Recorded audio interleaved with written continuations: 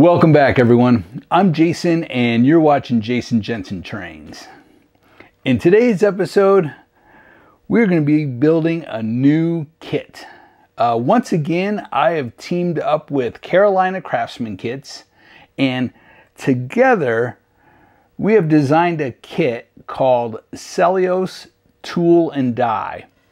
And yes, it's named after the famous craftsman modeler, George Sellios. So while building this model, I looked at a lot of photos from his layout, the Franklin in South Manchester, because I wanted this to have the look and feel that maybe it belonged on his layout. I'm just a huge fan of his work. I have been for years.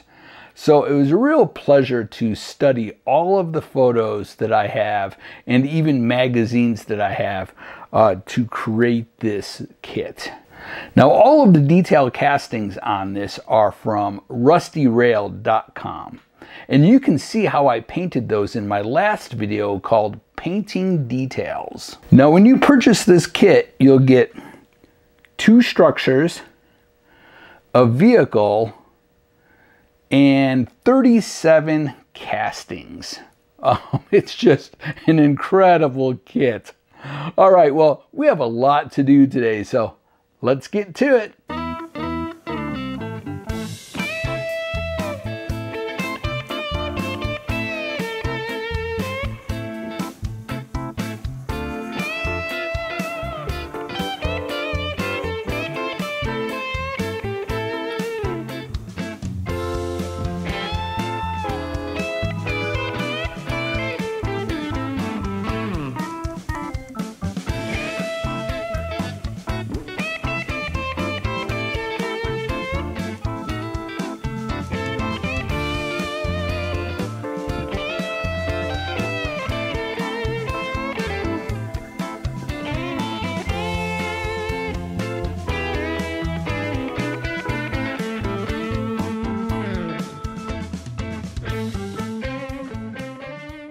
Okay, so the first thing I did was brace the walls. And on the 2 end walls, I actually should have ran that piece all the way up to the corner. And then after this is completely painted, stained, then you could cut away where that window goes. But I put a diagonal piece there, and then I'll break that off or cut it out after I have the front completely finished. So the end walls, I have my bracing all the way to the edge on both these. Then the 2 long walls, I had to bring that bracing in so they fit together. This piece all the way to the edge, but I moved this one in because this gets put right there. So you want your bracing all the way to the edge on these. And it's all in the instructions. On this one, all the way to the edge.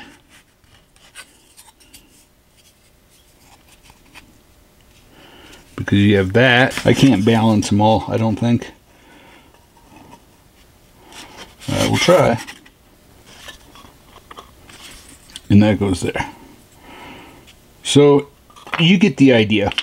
Just make sure that you follow the instructions on the bracing and that everything fits together properly. The next step is, since this building is inspired by George Sellios,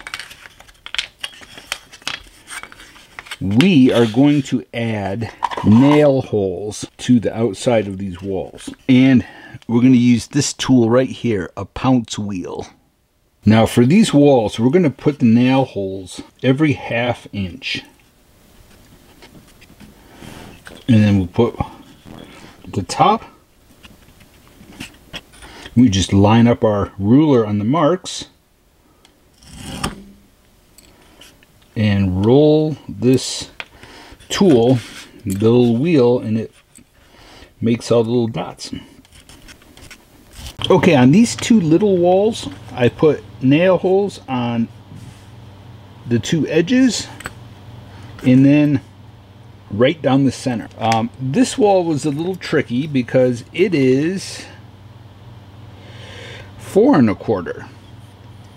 So I did a 1/2 inch spacing all the way over to right here, and then I just simply put a row down on the edge right there, and then put one right down the middle. So glancing at it, it looks like they're all evenly spaced. Okay, now the next thing we're going to do is we're going to take a brand new blade. So on one of the rows of nail holes, we'll cut it this way, and then we'll slide that under and lift it.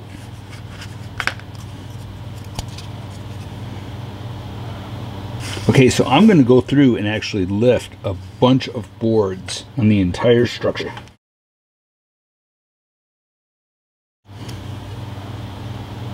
Okay, we're going to stain our walls, and we're going to use shadow gray. So we're going to shake this good and put it on the wall. Then after that dries, we're going to use ivy green over the top of it. Now at first this is going to look kind of purplish, but don't worry, the green will make it look right. Okay, I don't know if you can see that, but like I said, it has kind of a purple tint to it. Now as you can see, I always go in the same direction as the clapboard. Now if you notice, I hold my walls at a slant, and I hold them upside down. That way, the boards that I lifted, the stain goes underneath them. I wanted to quick mention that if you start to see them slightly bow, leave them. Let them completely dry, let the alcohol and the stain completely evaporate, and they should flatten out. If they don't, if they're still slightly bowed, then what you can do is stain the back side and then let that completely dry, and it should correct it. But honestly, so far, none of these are bowing.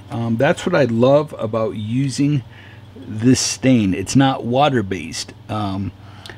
There's alcohol in it, and it's a water cleanup, so you just rinse your brush in water when you're done using it and move on to the next color. So we'll let these completely dry. I'm not going to use a hair dryer.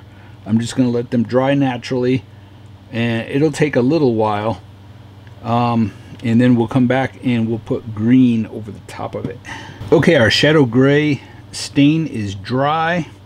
Now we'll use ivy green. I didn't shake this really well. It's just been sitting because I don't want a real saturated green over this. So I just hope by not shaking it really well that it makes it a little lighter. I don't know if that's true or not, but that's what we'll go with.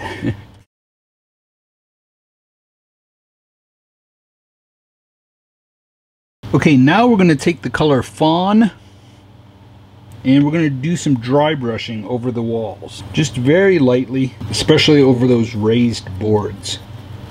Okay, now what I'm doing is I'm taking murky brown, I shook it really well, and I'm going over all the nail holes. So dip your brush in, make sure that it's not dripping, and start at the bottom and go up. Now if there's very little at the top, that's okay. You want it to be heavier at the bottom. It has a little bit of a reddish brown tint to the stain, so it actually makes it look like rust from the nail holes has run down and stained the side of the building. Probably hard to see on camera. Okay, so I started painting the windows, and I decided to go even darker. So I'm using slate gray. So you can see the difference. We were going to do gray sky, and so this is just a little bit darker. Now let's paint our corner trim. Now let's take iced coffee. We'll take a little bit of bittersweet chocolate, same sponge, mix it in with the iced coffee. Even if you wanted to, you could put some over that gray.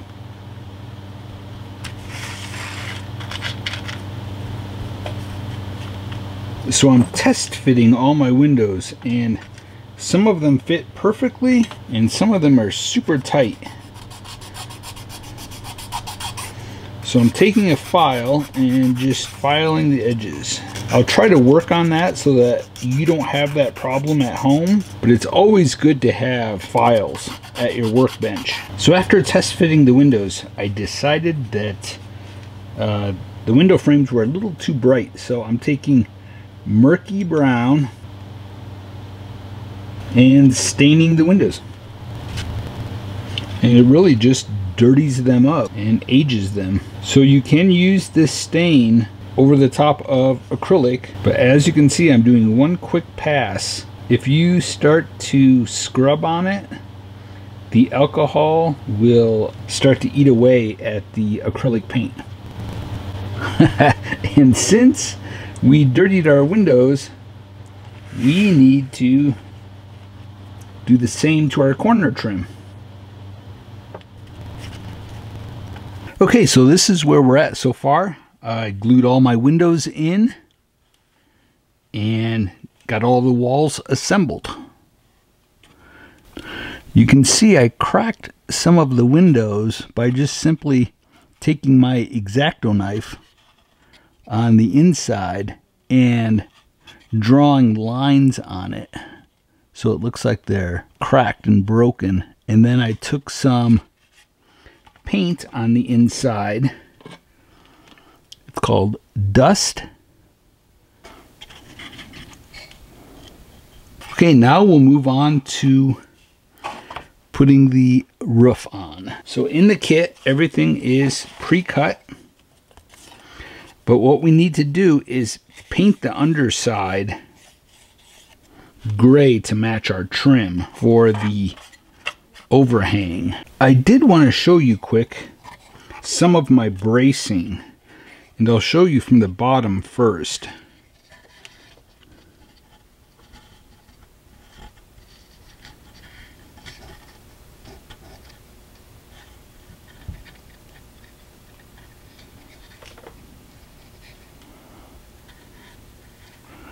Hopefully this helps if you're building it at home. This little pop-out section on this side, it's easy. I just wanted to show you how I braced mine. Okay, our roof is on. Now I'm going to seal the corners of these roofs where they meet. Next, we're going to create the tar paper that goes onto the roof. So in the kit, you get black paper. Now, I did a very light misting of gray primer over the entire sheet. I then cut it into strips that are 3/8 of an inch wide. Now what I'm doing is I'm using a pounce wheel and I'm adding nail holes to the edge. Now the pounce wheel I'm using is the largest one in the set. I bought 3 pounce wheels from Micro Mart. I don't believe I've ever used the smallest one, but the middle one is what I use the most for all of my clapboard siding, and it will put 1 hole in every board if you're using clapboard that is 1/16 of an inch wide. Now for this, I am using the largest one. So I just put it towards the edge, and it's about, let's say, a 1/16 of an inch away from the edge. Okay, well, as you can see, the roofing is all done.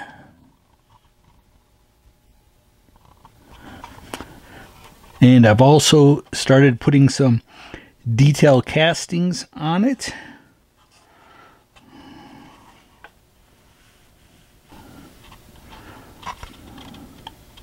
And you can see I added some corrugated metal on the roof. I added the trim around the doors and put the doors in place. And let me show you quick. This is the other structure that goes with it. And I just made the roof match. Now I used chipboard or cardstock, any heavy cardstock, but the kit does come with a roof that you can completely use on it. I chose to do this so that it matches, but you could also probably glue that paper onto the roof that comes with it. Okay, so we have our foundation done. Now, I made mine out of styrofoam, but in the kit, you'll get chipboard or matte board. It'll be white or gray, and you'll actually make a frame. And then you'll glue the stone paper to that. And then we'll glue our structure to that. Now, we're making a little loading dock. That'll go there. And then we have another one that sits here. Next, what we're going to do is we're going to paint these. And first we're going to start with chalk paint, and it's called Cocoon. Get our brush a little wet.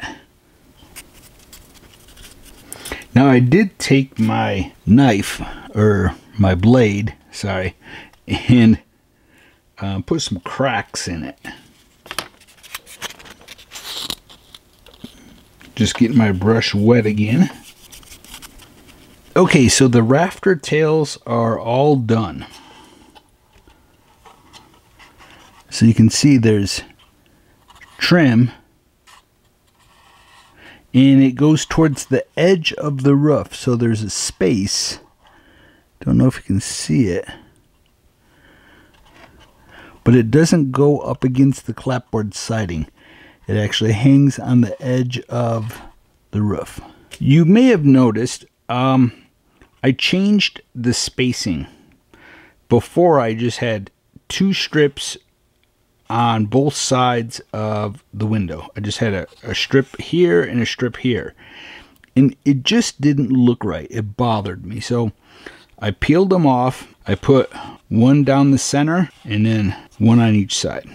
So I think this looks a lot better. It looks more to scale. You can see I added a little awning, which is just done with the corrugated paper that's provided in the kit. Made the supports for the pop out there. Added some supports here.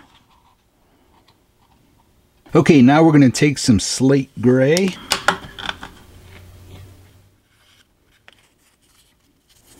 And you can see I added a lot of water, so it's kind of a wash.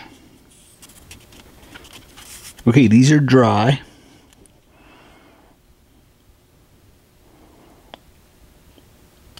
And you can see already, it just looks like real concrete. I think for HO scale, there is nothing better than the foam. And I cut these on my hot wire Proxxon cutter. Okay, next, let's do City Dark Dust. You want to be very careful with these because a little goes a long way. Very quickly, it can become too dark.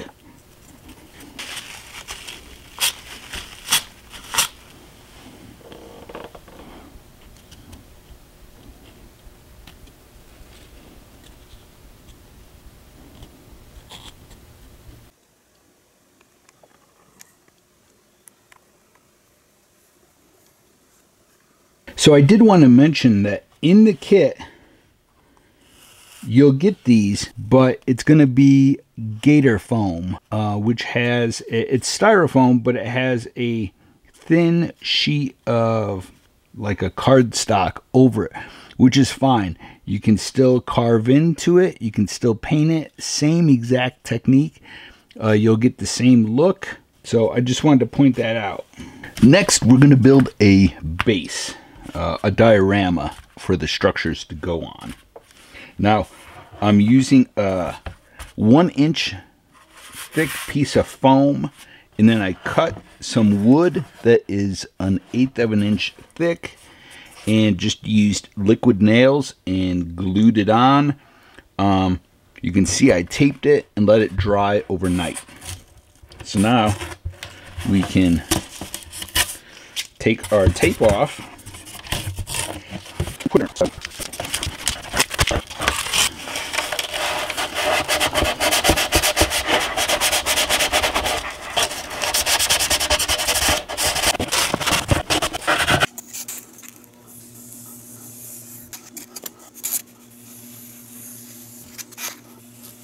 Okay, so here's the layout, and I've traced the buildings on there. You can see I've added 2 trees. These are sagebrush from Colorado. I have all of my sidewalks cut. Everything is 1/16 of an inch thick. And then I have these, which are also 1/16 of an inch thick. And we'll cut them into squares and put a large driveway here and a driveway over here.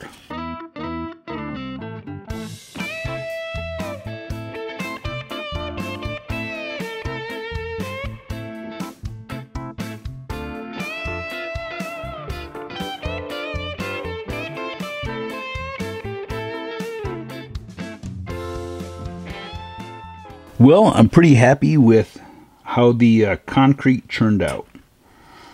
Quick review, I did chalk paint first, cocoon.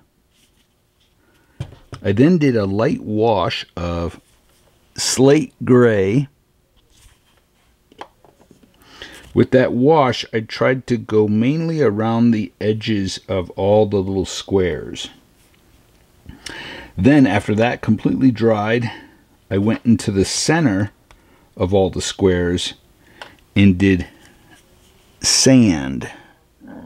It's just a powder pigment. Just brush it on. Then in all of the cracks, I did city dark dust. Then in areas where I wanted it really dark, especially around here, I did farm dark earth. Then I did some oil stains. And for that, I used fuel stains from ammo. Okay, well, as you can see, I worked through the night and got quite a bit finished. I still have the backside to do, which I'll show you my process on that. Okay, so as you can see, I removed the garage because we have to put a workbench right along that wall right there. So here is our little workbench.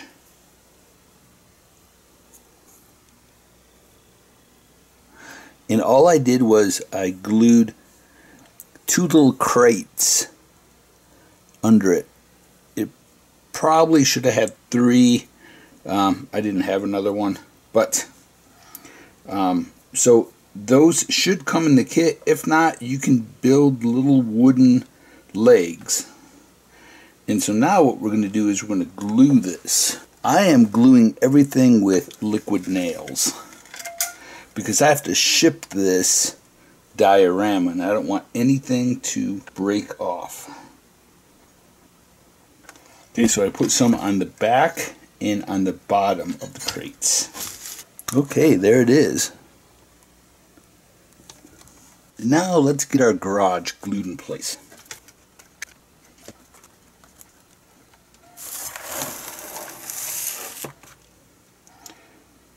Now we have another little workbench. You can see this one has little drawers on the front. That gets glued on this side.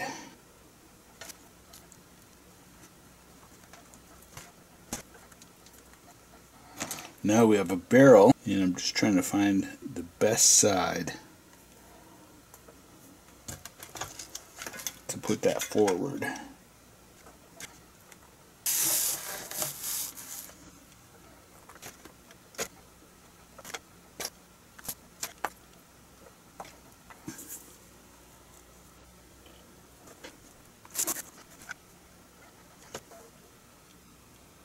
Okay, we have one more workbench. And again, I just glued 2 crates under it. One is a large crate and then a small one.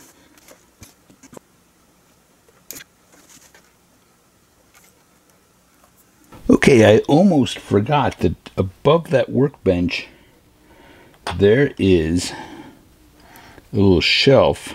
Well, it's a big shelf that hangs right above it. So let's get that glued on and make sure that it's completely flat. I used my file on it,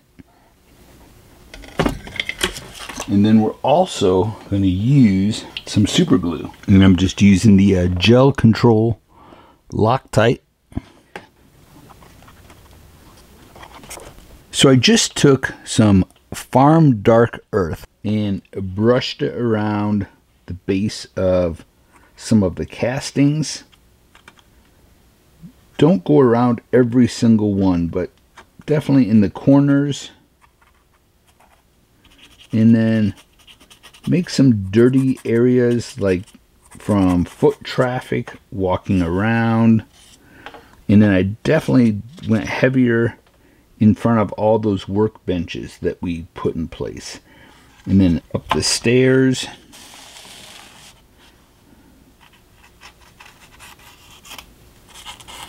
Anywhere that there's a lot of foot traffic.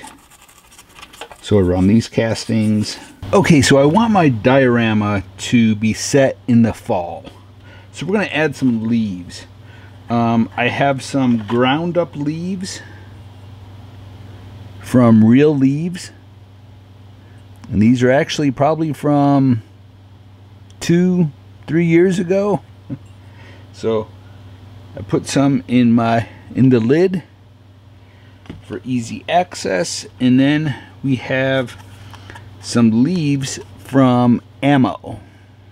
Okay, so we'll do some on the ground, and then I also want to put some up on the rooftops. So we're going to use white Elmer's glue.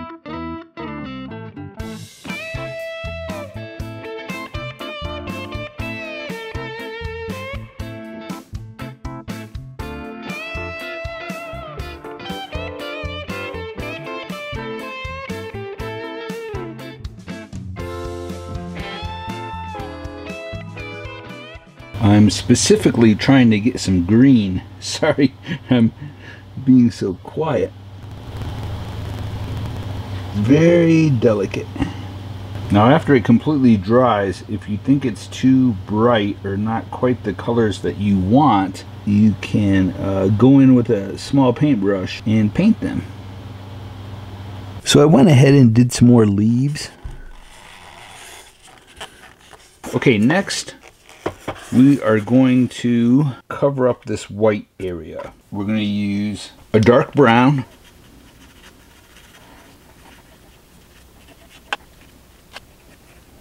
Now we'll take our real dirt .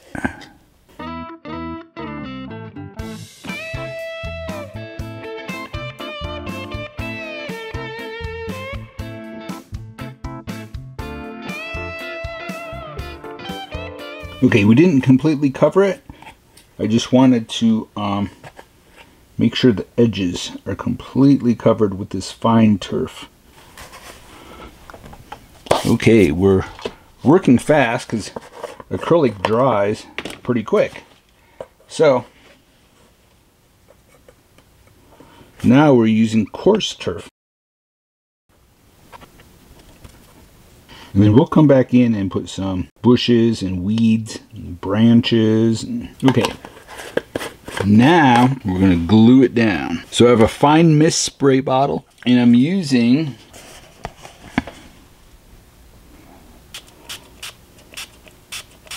and then it's half water, half glue. It used to say 50-50, but it's wearing off.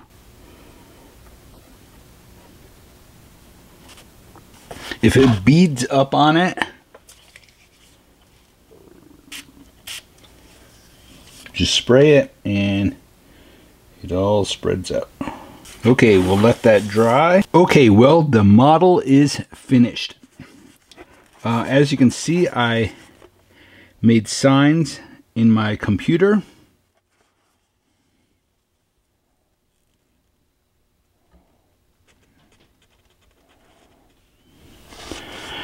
What else? I added some newspapers. The newspapers will be provided in the kit.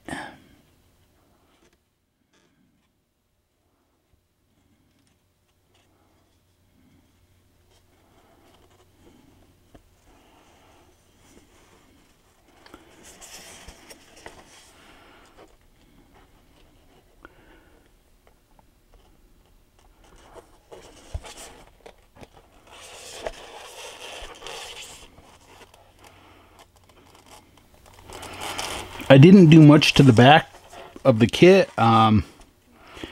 If it's sitting somewhere where you see the back, you could definitely add some vents or some signs.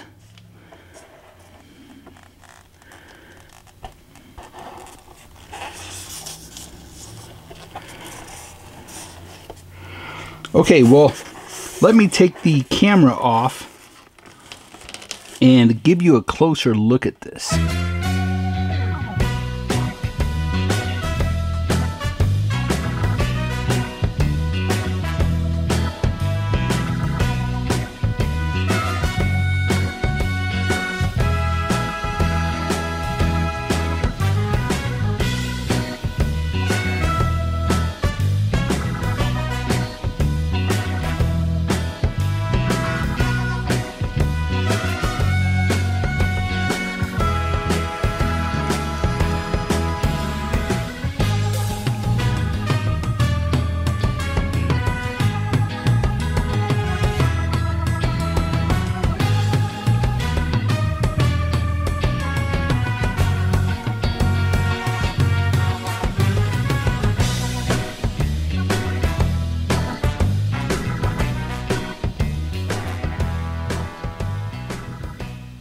If you'd like to follow along with this video and build this kit at home, please visit Carolinacraftsmankits.com.